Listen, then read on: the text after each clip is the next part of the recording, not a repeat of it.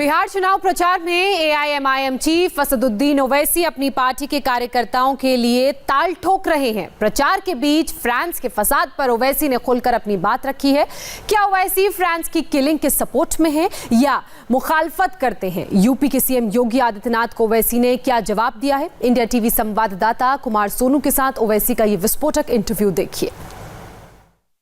France के राष्ट्रपति का बयान बहुत उठ रहा है, आप भी उसका जिक्र कर रहे हैं अपनी रैलियों में। उस बयान की अहमियत बिहार चुनाव में क्यों है?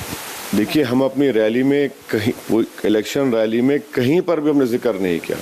आप देख सकते हैं, हमने 3 दिन पहले देश के foreign minister, external affairs minister जनाब जयशंकर साहब को हमने एक लेटर लिखा, जिसमें हमने ये लिखा है कि ये जो फ्रांस में जो कार्टून्स बनाए गए हमारे प्रॉफेट मोहम्मद सल्लल्लाहु अलैहि वसल्लम के बारे में, हमने ये इस बात का मुतालबा किया कि हमारी सरकार फ्रांस की सरकार को इम्प्रेस करे कि आपने गवर्नमेंट की बिल्डिंग्स के ऊपर प्रॉफेट मोहम्मद सल्लल्लाहु अलैहि वसल्लम के कार्टून्स को सरकार ने जलाकर मुसलमानों के जज्बात की ठेस पहुंचाई है। और ये हमारे लिए बड़ी तकलीफ दे बात है, हम बयान भी नहीं कर सकते। और हमने साथ ही साथ उस लेटर में हवाला भी दिया कि फरवरी 2019 में पार्लियामेंट में एक सवाल के जवाब में मोदी सरकार ने कहा कि जब भारत सरकार को मालूम होता है कि किसी फॉरेन मुल्क में माइनॉरिटीज़ पर कुछ तकलीफ होती है या उनसे नाइंसाफ़ी होती है या जुल्म होता है, तो भारत सरकार उस फॉरेन कंट्री से उनको समझाती है, उनको अपना नोटिस क्या बल्कि उनको बताती है कि भाई हम ये गलत हो रहा है, जिसमें हिंदूज का भी इसमें आंसर में जिक्र था। दूसरा, हमने मिसाल दी लेट सुषमा स्वराज साहिबा ने उस वक्त सिख लोगों का जो उनका टर्बन का मामला था, उन्होंने उस सरकार से बात की। फिर 2008 में जब उस देश के प्रधानमंत्री मनमोहन सिंह थे, उन्होंने फ्रांस के जो प्रेसिडेंट थे सार्कोजी, उनसे इस बारे में बात की थी। तो हमने यही कहा कि जब ये पूरी मिसालें हैं, हम ये उम्मीद करते हैं कि गवर्नमेंट ऑफ इंडिया हमारे जज्बात की जो ठेस पहुंची है, तकलीफ पहुंची है, वो फ्रांस की हुकूमत तक उसको पहुंचाएगी।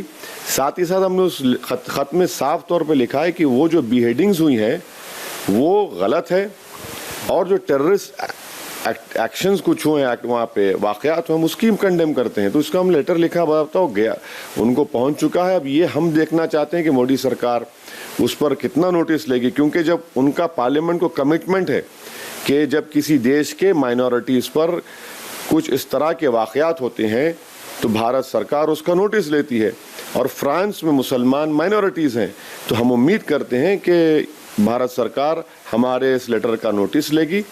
और हमने साफ कहा कि हम इसको इलेक्शन रैलीज में नहीं उठाएंगे। ये इलेक्शन रैली का इसको उठाने से मैं गैर ज़रूरी इसको अपनी सियासी रोटी सेकना नहीं चाहता हूँ।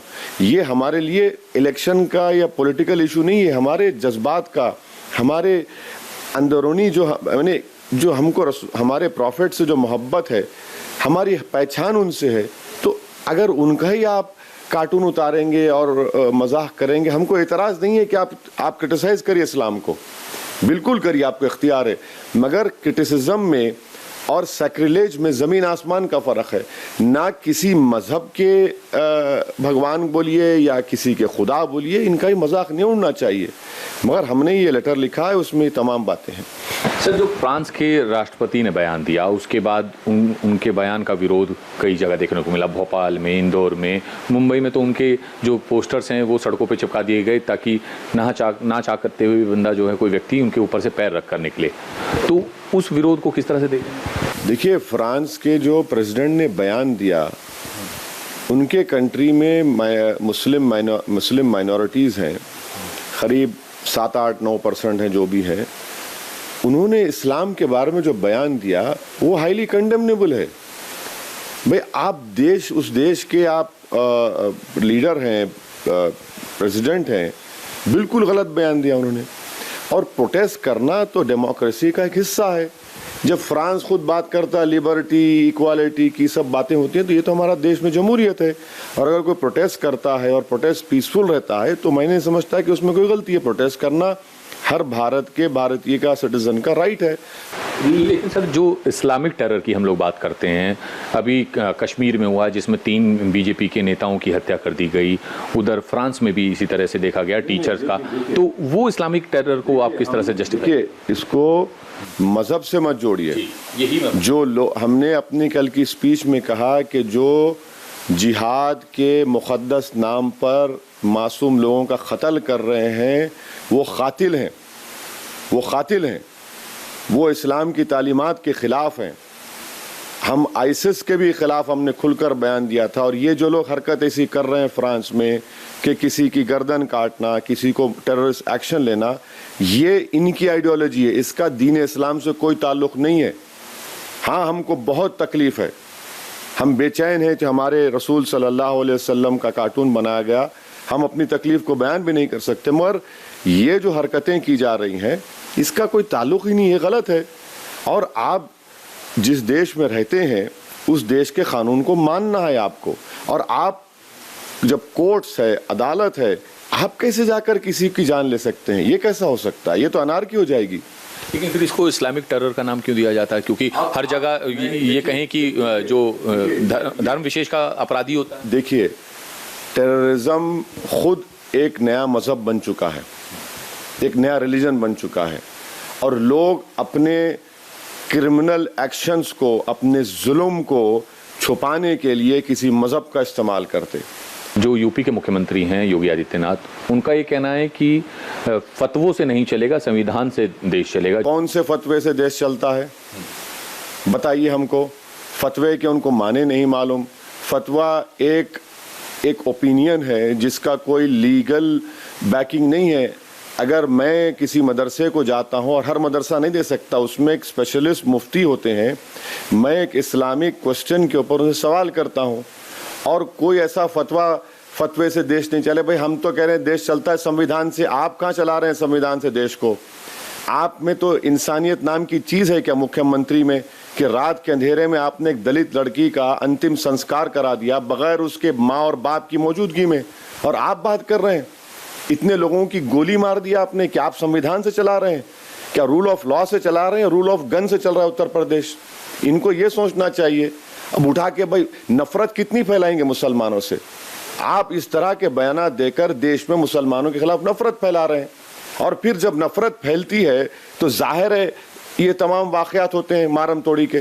तो इसका जिम्मेदार आपने संविधान पर ओत लिया और इस तरह का जुमला इस्तेमाल करते हो, और फिर अपने आप को योगी भी कहते हैं।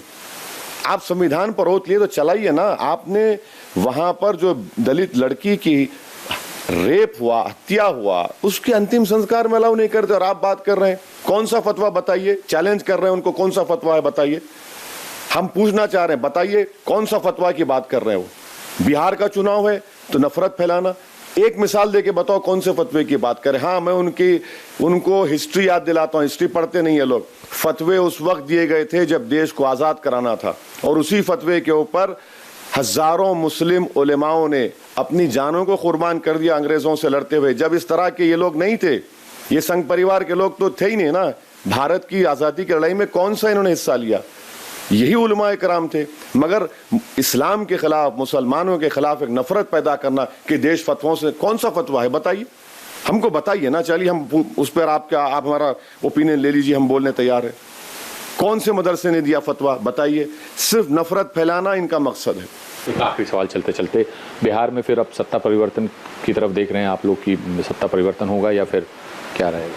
नहीं, देखिए, हम तो उम्मीद कर रहे हैं कि हमारा ग्रैंड डेमोक्रेटिक सेकुलर फ्रंट कामयाब हो, और हमको इंशाल्लाह उम्मीद है जमहूरियत में तो बिहार की जनता तय करेगी। और हम बिहार की जनता को ये बता रहे हैं कि 15 साल राजद के, 15 साल नीतीश कुमार और मोदी के बिहार को बेहाल कर दिए।